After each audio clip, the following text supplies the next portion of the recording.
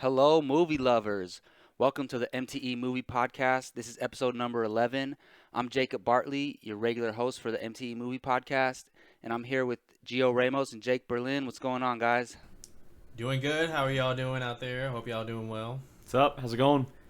Yeah, and this is a good week in movies for us. We had two highly anticipated movies coming out, Vacation and Rogue Nation, and we felt very differently about each of those movies. Two different movies. Very different movies, but neither of them were bad.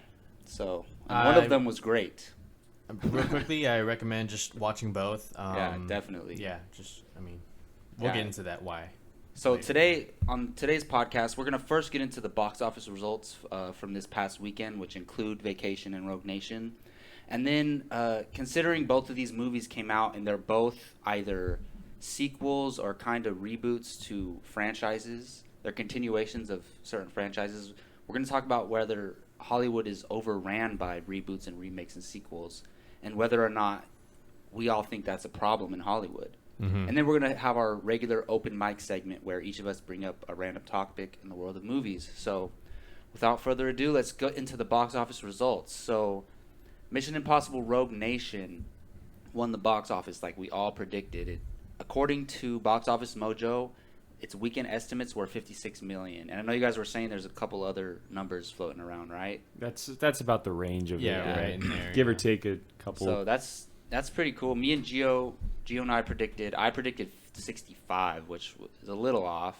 And I think Gio actually predicted 60. So yeah. pretty much right on the nose. And then Vacation came in second with 14 million. Ant-Man came in third with 12 million. And then fourth was Minions with 12 and Pixels with 10. And then Trainwreck, Southpaw, Paper Town. So yeah, it was a pretty evenly spread out weekend after Mission Impossible. But everyone expected Mission Impossible to win the box office. So Gio, what do you think about these box office numbers? No surprise here. I thought Mission Impossible did what it was aiming to do and what analysts had it predictions-wise, 56, 60 million kind of. Vacation, a little bit of a disappointment there. I thought, the name itself, and I thought the trailers were good. The marketing was good for the film, but, I mean, word of mouth probably wasn't good for the film. Ant-Man, pulling in strong again. What's it, fourth week? Third week, I think. Third week. That's pretty strong for a third week, honestly. Yeah, third week, third spot. I love it. And fourth place was, which one? Minions? Yes. Minions in fourth place. I mean, it's still going It also strong, had 12. strong brand, property, characters, all that kind of stuff. So not a real surprising weekend for me, but if there was a surprise for me, it would be Vacation. Vacation's failure. Yeah. What about you, Jake? No, it lines up where it's supposed to. Mission Impossible deserves every cent it earned. I kind of wish it would have earned a little bit more, but it's earned a solid amount of money. It deserves more, yeah. Vacation, like you guys are saying, a little bit disappointment, but it's not really a surprise to me. Some of the trailers are good, some of the trailers are bad. I can see how people are mixed feelings on it. Ant-Man's going strong. It's got the legs. I kind of wish it would have gotten second this weekend, but total gross at over 130 million is pretty solid for really very unknown property for Marvel. It's a solid weekend for sure. Yeah, nothing is too surprising. I mean, Mission Impossible came in where it was expected. I thought Vacation would do a little higher.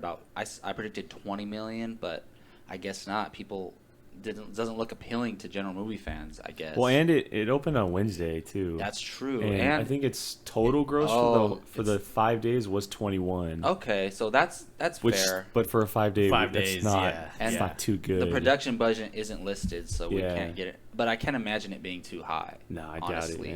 doubt it. Yeah, I just don't think it's an appealing brand name to people like younger than us. Like we know what it is, but like people a couple years younger than us aren't even gonna really know what Vacation is. So and they tried has to that working against get it. that in the trailers too.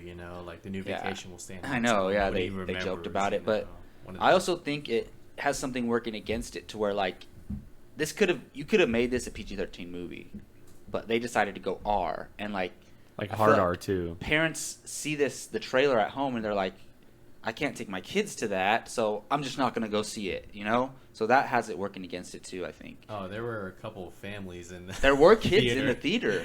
Oh my god. We're going to talk about that movie later, but yeah. There was some pretty funny stuff in there, I'm not going to lie. Well, we'll get to that. But I'm really happy for Ant-Man, you know? I keep, even still to this day, some of my casual movie friends that are fans, are telling me, oh, why is Ant-Man a flop? I'm like, it's not a flop. No, it's nowhere near a flop. It's not a flop. No, You guys are crazy. It's it passed its budget. We were just having this conversation last night with one of our friends. It's doing pretty well. It's on par with Marvel introducing a new character, like with Captain America: The First Avenger, with Thor, the first Thor. You know, it's on par with those single characters being introduced. It's a C-level character standing with an A-level character as far as box office goes. So, you know. Yeah, it's doing very well. How is $132 million a flop? It's not. And I just don't get it. 291 worldwide they already made money, even with $130 million budget, even with marketing and stuff. Let's say, you know, with marketing and cutting the theaters out, you know, they get to take 91 million home after that. That's Plus, profit. the ratings are off the charts for what people are thinking. And I think it's going to be in theaters for a few more weeks, honestly. Yeah. I mean, August it's tough. August has a bunch of good movies, but I hope it makes a lot more money because it deserves it. It'll still be in there for I think it'll scrape like 5 million, 4 million each week, you know, for a couple more weeks. All right, well, that's going to do it for our box office discussion. Now, both of these movies that came out this week were, so Mission Impossible was a straight up sequel. Vacation is a reboot sequel. It serves as a reboot and a sequel in a way, and we're starting to get quite a few of those lately, and a lot in the past, you know, 5 to 10 years, and we have a lot more coming. So I'm just curious, let's start with you, Jake. Do you think there's an oversaturation with reboots, remakes, and sequels? And if there is, do you think it's a problem? I think there's an oversaturation a little bit. I don't necessarily think it's a bad thing. Obviously, some of them don't work out so well, and some of them do work well. But you know, I think it's just Hollywood trying to go back to what has worked in the past, and sometimes it doesn't work out for the best. Vacation is obviously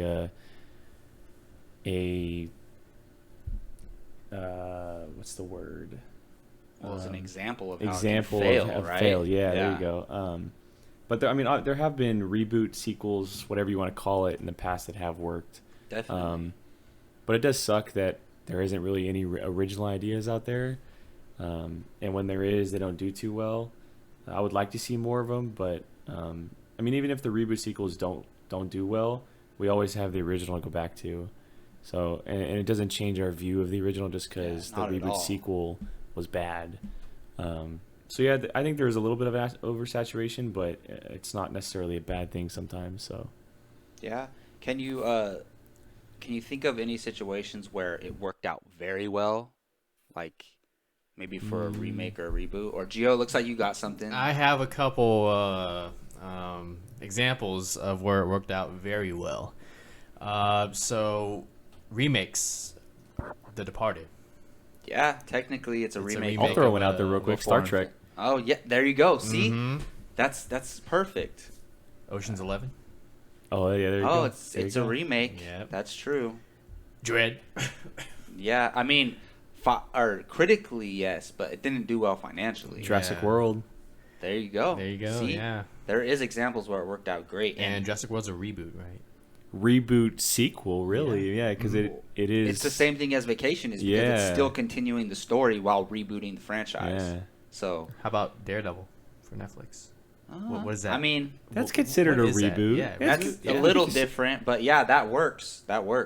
So yeah, it's not a problem. We get some good stuff out of it. But other than those examples, do you think there is a problem with this? Yeah, and I think it lies in particular with comedy and horror, because those are so difficult to do. I just had a film in mind right now. I mean, you think about sequels alone, Dumb and Dumber 2. Yeah. You know, you make a great point. I can't think of who asked for that. You know, a sequel or a horror or a sequel to a comedy or horror that has been good. There was that lately. Texas Chainsaw Massacre with Trey Songz in there. Yeah, recently. I don't know. Man. Like, and then the Poltergeist we just recently saw. It wasn't horrible, But it wasn't, you know. it wasn't good, Yeah. and it didn't. I don't think it did that well financially. Right. But I mean, for me, I feel like it lies in the comedy and the drama. Yeah, like those two genres. And it seems like it works out very well for action, Right. and blockbusters. Mhm. I said drama, I meant horror. Oh, Horror, okay. Yeah. I mean, it's tough, you know. I mean, what was that recent one, Nightmare on Elm Street with Oh yeah. with the guy I forget from who was Watchmen. in it, but yeah, it's The guy who plays Rorschach. yeah. I mean, James Earl. James. Wait, you're talking about the guy who plays Freddy? Jackie Earl. Something. Yeah. You guys know the guy. Yeah. But Jackie I mean, Hill Earl or something like that. Yeah. That wasn't what the studio hoped it would be, you know. Yeah, not at all. So it just, I mean, it goes to show it's very tricky. There are some films that shouldn't be touched. There are other films that, you know, deserve a modern telling. I thought Vacation was one of those. Because it's a family film that you can retell in a new world, new families today. And it wasn't it wasn't a bad movie. No, Unfortunately, it's just not getting I don't think it was a bad enough movie. box office. Yeah. They're not going to make a sequel. Well, we'll see. We'll see. I don't Maybe know. if it can make we don't know what the production budget Well, was. did you heard? I don't know if you guys saw the news, but National Lampoon wants to reboot everything. Oh, really? They're going to reboot their entire brand. Wow. So that means Animal House, Vacation, all that kind of stuff. So we could be seeing a lot more of this in the future, next couple years. That's crazy, man. Well, maybe they'll learn a thing or two from Vacation, you know. Why aren't they attaching their name to the titles anymore? I don't know if I don't think National Lampoon had anything to do with Vacation. Oh, really? I think is it Warner Brothers? Warner. I think was in Warner. charge of So Vacation. they owned the rights to it? I'm pretty sure National Wow. Lampoon. I think National Lampoon is almost a production company. If I could be completely wrong. That's crazy. But yeah, I know they're not necessarily their own big studio or nothing. yeah, like that. but it's kinda their like, brand basically. Yeah, it's kind of like Legendary or something Exactly, like that. They're yeah. like a side production company. Yeah. So I mean, it's possible to make a good remake or a reboot. You know, as evident by some of the films I named, and also 310 Yuma, True Grit. Titanic was a remake from the 1956 film, right? But it Well, focused a little bit on That and Scarface was a remake. Yeah, Yeah. it was. Mhm. And they're making another one, Yeah. which is crazy. So you can do it. It's all about, you know, I mean, just, you know, the script, respecting, you know, and that kind of stuff. I mean, so yeah, I mean, I don't necessarily think it's a problem. I just think people maybe look at it the wrong way because, yes, there are tons of reboots, remakes, and sequels coming out, but there's also a lot of original material coming out. People don't realize it because the reboots and remakes and sequels are all these blockbusters, and those aren't the only movies coming out, guys. There's a whole bunch of indie films. There's a lot of lower level films that come out every week that we don't necessarily pay that much attention to, and a lot of them are original ideas. And all of them deserve your attention. Exactly, they do. And the problem is that these reboots, remakes, and sequels are shoved in our face through TV, through the internet. Those are the movies that everyone's aware of. So it's easy to think that, oh, the only thing that comes out are reboots, remakes, and sequels. There's a lot of original material that comes out, especially in the second half of the year, that's very good quality. Mm-hmm. So I think people need to just dig a little deeper, and they can find a lot of original material. So I don't think it's a problem, and I don't think a lot of people that I talk to say, "Oh, you can't touch classics. You can't touch them," like Ben-Hur or Scarface or Ben-Hur was a remake. Yeah, exactly. So, first of all, yeah, a lot of those are Godfather, remakes in the yeah. first place. Second of all, it doesn't take away from that original or that other iteration of it at all. You still have that movie. It doesn't ruin the quality of that original movie, not one bit. So, if you really don't want to see it, then just don't see the movie. And also, I think a lot of movies are due for a reintroduction to this generation. Just To like you a said, modern like, audience, yeah. like Vacation or like To be honest, I haven't seen the original Ben-Hur, or not the original, but I haven't seen the classic Ben-Hur. But I'm really looking forward to the new one coming out. It sounds very interesting, and because they're making a new one, I'm gonna go back and watch the classic one. Classic's so I think good. that's the best thing good. that this does for movies, because Good point. it shows people like, hey, they're making this movie. There was an original. I'm gonna go back and watch that now. So it raises awareness of those first movies. I think so. I don't think it's a problem. I just think people need to look at it differently. Good point. All right. Well, I like think it. that'll do it for our reboot and remakes discussion. Was there any other points you guys wanted to make on that? I mean, if you guys feel differently, let us know in the comments. If you know of any reboots, remakes that didn't work for you, please let us know. We're interested to know your opinion. And I think you made a great point. It's just, I mean, it's a hit or miss. Yeah, definitely. But it just all depends on how you approach it, your preparation, and how you execute. Yeah. Well, we'll see. We got a lot of them coming up, so we'll see how that works out. All right. Well, now we're going to move into our open mic segment, where each of us are going to introduce a topic in the movie world that we've been wanting to talk about, and then the rest of us are going to say how we feel about it. So, Gio, you want to go ahead and start with yours? Yeah. So I'm going to put you guys on the spot real quick. Mission Impossible is currently out in theaters, and with the success it's having, I decided to change it up a little bit as far as not the best Tom Cruise movie, but give me Tom Cruise's best decade of films. We're talking the 80s, the 90s, the 2000s, and even 2010 all the way up to this year, all the way up to Rogue Nation. What is the best decade for Tom Cruise films? Okay, so this is incredibly hard. Yes. Because each decade has at least two movies that I absolutely love. Like Top Gun, you have Rain Man, Born on the 4th of July, Days of Thunder, Jerry Maguire. It's like all these movies.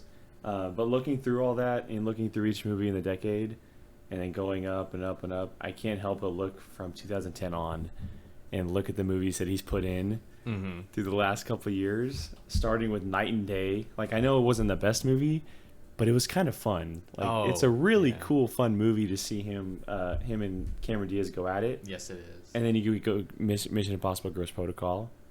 Rock of Ages, which wasn't a bad movie, but he was kind of cool in it. He had this really fun part. Jack Reacher, which I have a soft spot for. I think the hand-to-hand action in that movie is just awesome. The kind of darker character he plays. Yeah. Oblivion was not the best again. It was like a decent to good movie, but he's just awesome in it. And then Edge of Tomorrow, Mission Impossible, and then there's movies that are announced which will hit by the end of 2020 with Top Gun 2 and Jack Reacher 2. It's like, how can you not love what he's been doing the last so many years? Yeah. But again, it's so hard to choose because you go through the list, it's like there are so many amazing movies on the list. But if I had to choose one, I would say 2010 on, just because the modern day action stuff that he's been doing is just so awesome. Yeah. It's tough. It really is. You can't go wrong with either decade. What about you, Jacob?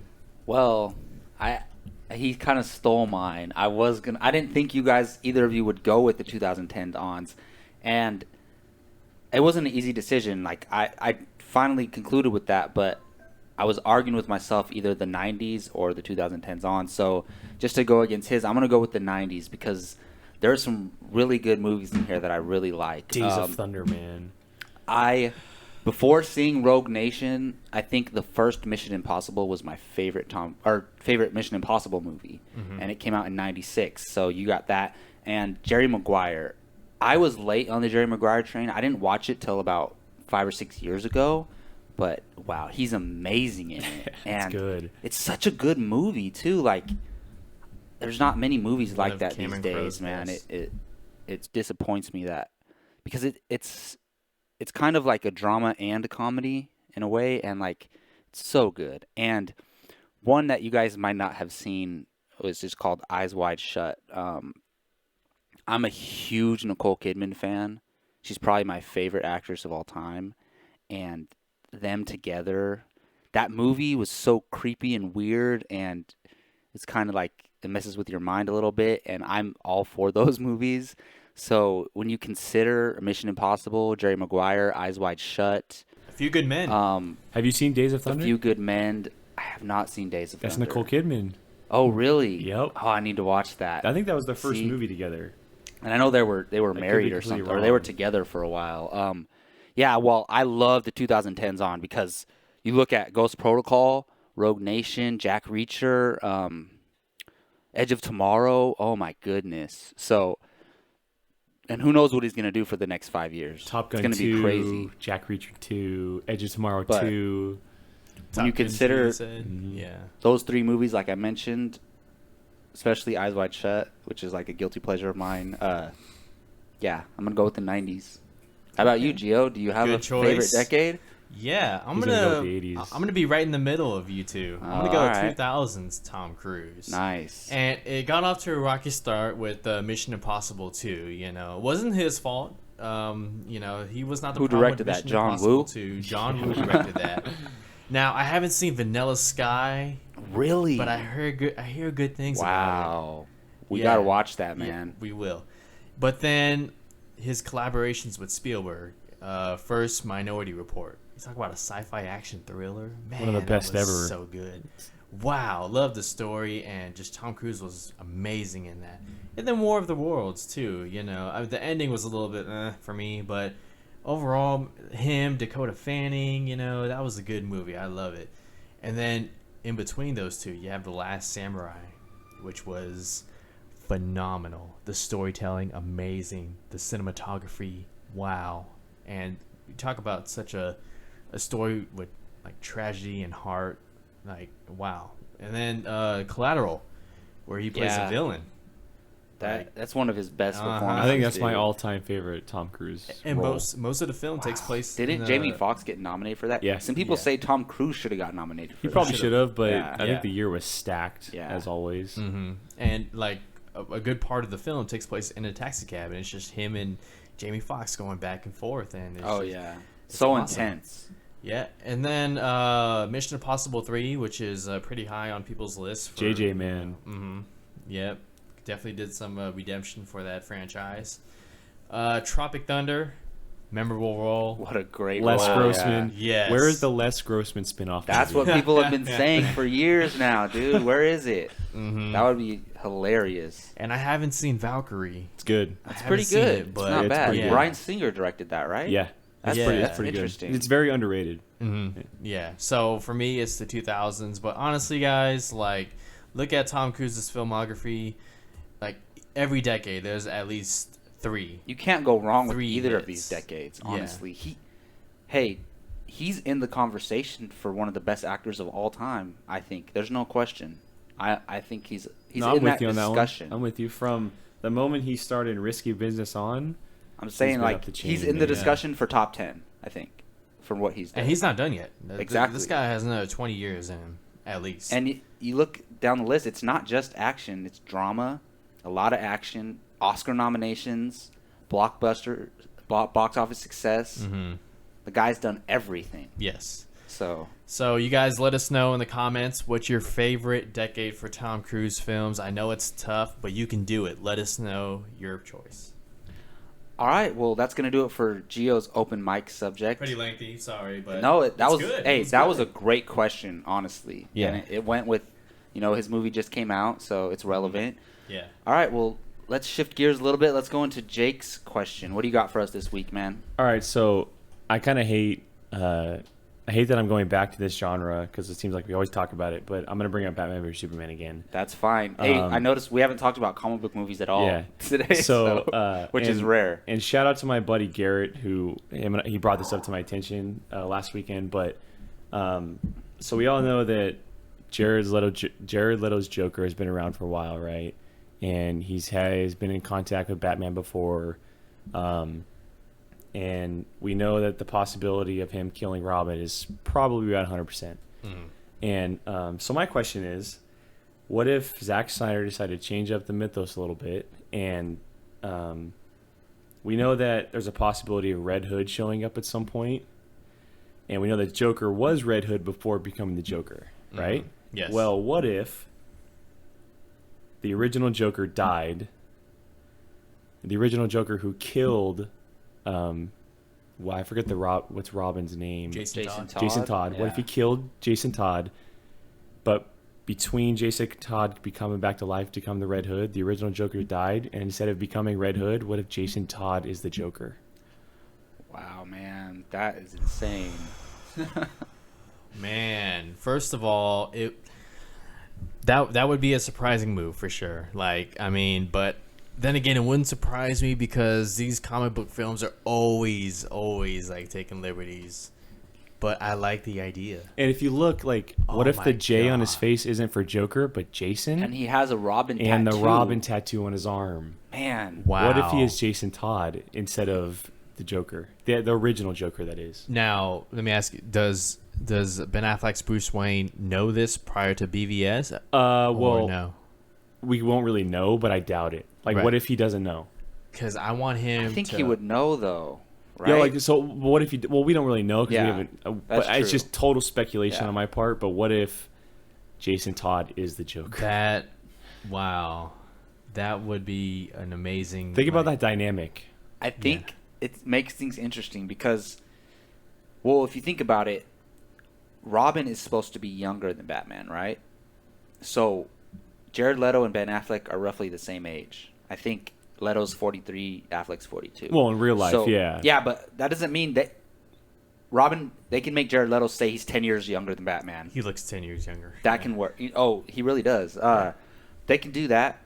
Or why does he have to be younger? What if they're around the same age and they were just partners? Well, because the You know? Robin suit in the trailer, it looked like he was some buff dude. So like what if thing Batman was huge. his mentor but not in like an age difference way? He was just like a in, Dick Grayson, like a Nightwing age almost. Yeah, exactly. Mhm. So Yeah. maybe he met him. Maybe Batman was 35 and Robin was 25 when they met. And now that could work. But here's the thing: I wouldn't doubt that that's a possibility, but I don't want that to happen. I don't. Why? Because you'd rather see a Red Hood, or because you'd rather see the original Joker? I want to see the original Joker. I want to see, because one thing we're getting with this new Batman is an old, seasoned, veteran Batman. And one of the reasons he's so scarred and so ruined at this point in his life has a lot to do with the Joker messing with, whether it's killing his partner or disrupting his life somehow. But what if the original Joker did mess with him? No, yeah, that's true. And But then then that he would died. carry on into Jason the new Todd Joker. took it over, but he didn't know that's So the new he Joker. thinks it's him. That's true, because if they do that, then that's fine. But my worry is, like, there's so much history between this Batman and that Joker, and I want to see that confrontation come to life on screen. So as long as we get that still, if they do it, I don't know, but I still would rather see the original Joker, and I want to see Dick Grayson Nightwing at some point, and that wouldn't really affect it, really, because you could still have Dick Grayson Nightwing. I think the Batman solo film is going to be Batman Red Hood. That would be awesome. I think if the original Joker is the original Joker and he killed Jason Todd, I think the solo Batman movie is going to see him come back as Red Hood. So it's going to be a prequel. Or it could just he comes back now. Okay, Yeah. okay, I see what you're saying. Yeah, But yeah, that's that's my opinion. I wouldn't be like, if we find out somehow that Joker was Jason Todd or Robin in the past, I wouldn't be mad. But I kind of just want to see the original Joker for now. And what if because we haven't seen scars on Joker's face yet, right? No. What if the original Joker had the scars, but Jason Todd doesn't have the scars? That's true. I mean, that's something. Well, I don't know if you guys heard, but did you hear that Jenna Malone might be playing Barbara Gordon? Yeah, That's a rumor, I think, But if right? she's Batgirl, that's awesome. But if she's Oracle, that changes a lot. You don't want her to be Oracle? I'm okay with it, but I'd rather see Batgirl. Okay. And then the Oracle thing happen. Like I'd Later? rather see. Yeah, I think it'd be cool to see that would happen. What if she was Batgirl and then she's already hurt at this point? I would just love to see a Batgirl. I think it'd be awesome. I wouldn't care for either. I just want to see Batman and I don't. Joker and all that. Yeah, But- that's true. I mean, I like the idea. I think Zack Snyder's not afraid to change it up. I mean, he pissed a lot of people off with Superman snapping Zod's neck, you know. I mean, that's a little bit different, but, you know, he's not afraid to, you know. He's taking risks. Change it up a little bit, so I'm fine with the idea. But if it happens, I want it to be a reveal. Like, I want like he doesn't know. I want to see him find out in the film. Yeah. Because that will not only throw him off, but throw the whole audience off. Yeah. You want to talk about, like, a plot twist? Wow. That's very true. That would be awesome. Yeah. You know how major that would be if that It could almost be like a David Fincher movie with a twist like that, and especially Ben Affleck worked with David Fincher recently. Mm-hmm. If he has that, can't you see a David Fincher tone in a Batman movie in a way? Yeah, for sure. Like a psychological, like mind twist movie. With the Joker, you can totally do something like that. That would be awesome, I think. You're gonna have diehard fans hyperventilating in the theater, just like, God. I can't. I'm gonna lose my mind when Batman vs Superman comes out, dude. That's a good open mic. So I'm gonna cry. I'm gonna cry. All right, well, that's gonna do it for Jake's open mic subject. Now I'm gonna bring up something I've been thinking a lot about lately. So we're over halfway through the year, and after seeing Southpaw last week, I believe, I was thinking about it. There hasn't been that many great performances this year, but there have been some that are standouts. And I'm curious to hear, let's start with you, Gio. What are some of the best performances of 2015 so far? And are any of them Oscar worthy? And do you think they'll have buzz going into Oscars? You said some of the best performances. Okay.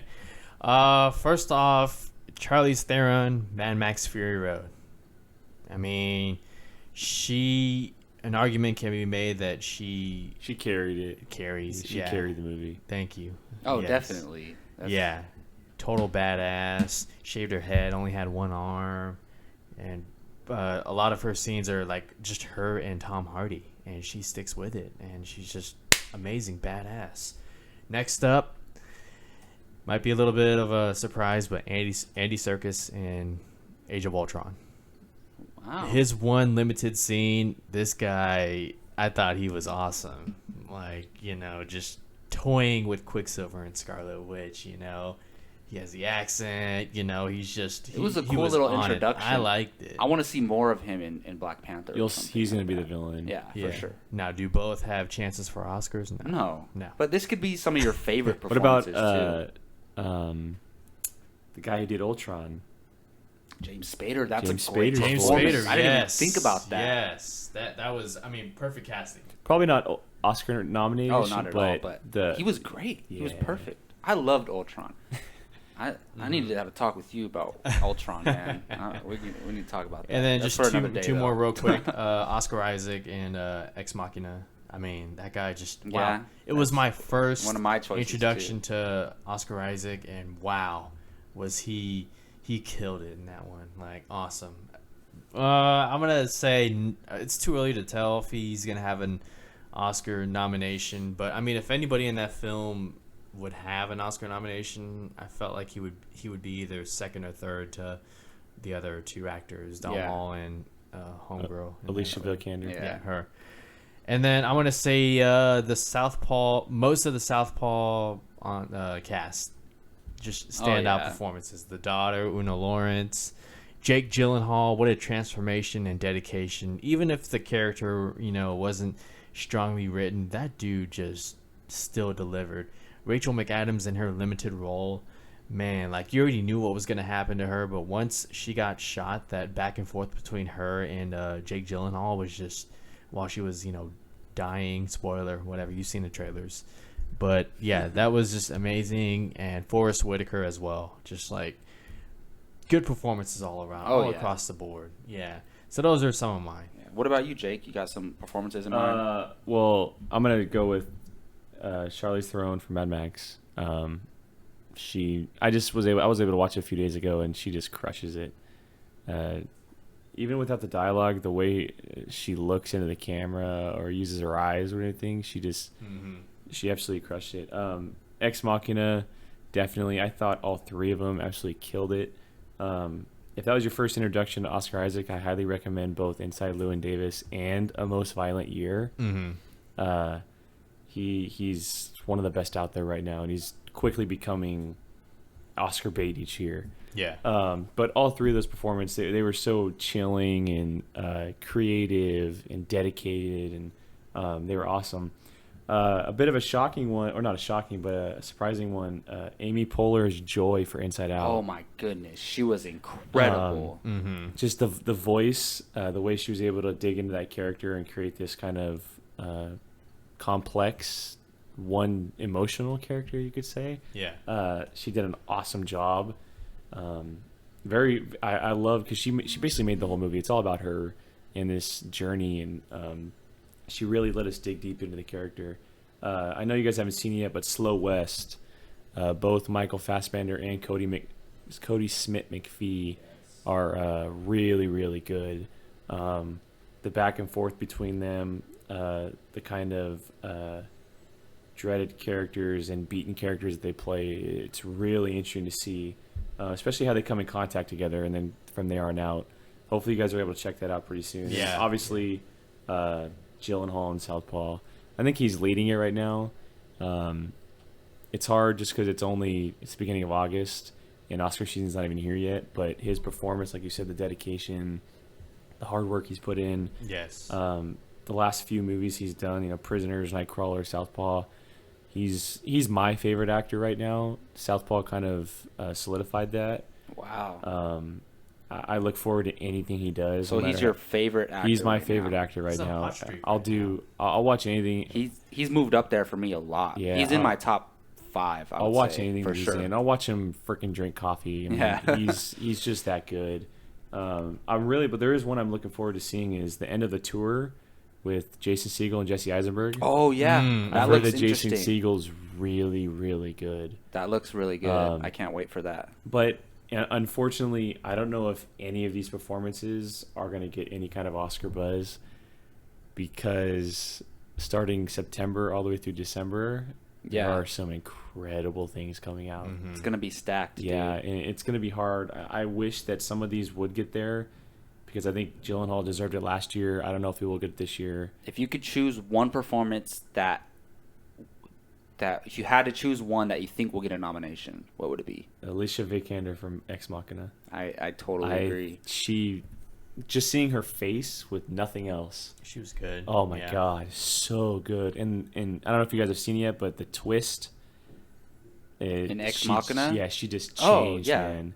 She just changed. It was awesome. It's so good. Ex Machina is arguably my favorite movie. Yeah, it's tied with just, Ant-Man for me. It's so good. And they're two different movies, so well, I agree with a lot of the ones you guys brought up. Like, obviously, I think it's a tie for the best performance for me between Gyllenhaal and Oscar Isaac. Dude, Oscar Isaac blew me away in Ex Machina. He was, I don't know, see, I'm not that familiar with him, so I don't know if he was acting a little bit like himself, maybe. I don't know. But either way, his character was intimidating, creepy, engaging, but still somewhat likable when he was, joking around and stuff. So, I don't know, dude. As soon as he came on screen, I was hooked. So his performance stands out to me the most. But Gyllenhaal was incredible, arguably the best of the year. From both of those movies as well, Alicia Vikander was incredible in Ex Machina. I think people are overlooking Domhnall Gleeson in that movie. He was great, honestly. He was arguably the lead. He is the lead. So, and even for me, I keep notes in my phone, possible best supporting actors, possible best, and I have Domhnall as a lead actor. I have Oscar Isaac as supporting, and I have Vikander as supporting. But going to Southpaw, I think Jake Gyllenhaal at least deserves some buzz or discussion come Oscar season. Rachel McAdams was great, honestly very incredible, the best I've seen her in a while, but she was only in the movie for 30 minutes. But a standout to me was the girl who played his daughter, Una Lawrence, I believe. Yes. Wow. Honestly, if I had to choose one who I put my money on it, I'll put money on her getting in the discussion for Best Supporting Actress nomination, honestly, because it's happened before. Look at what's her name? Well, Anna Paquin won an Oscar when she was 12 years old.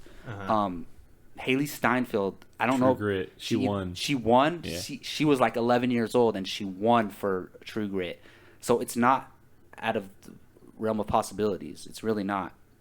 So if I had to choose one, but some other noteworthy performances, Colin Firth in Kingsman, he was incredible. Yeah. And like the thing we always talk about, okay, actors going out of their comfort zone for roles, and that's something that we admire.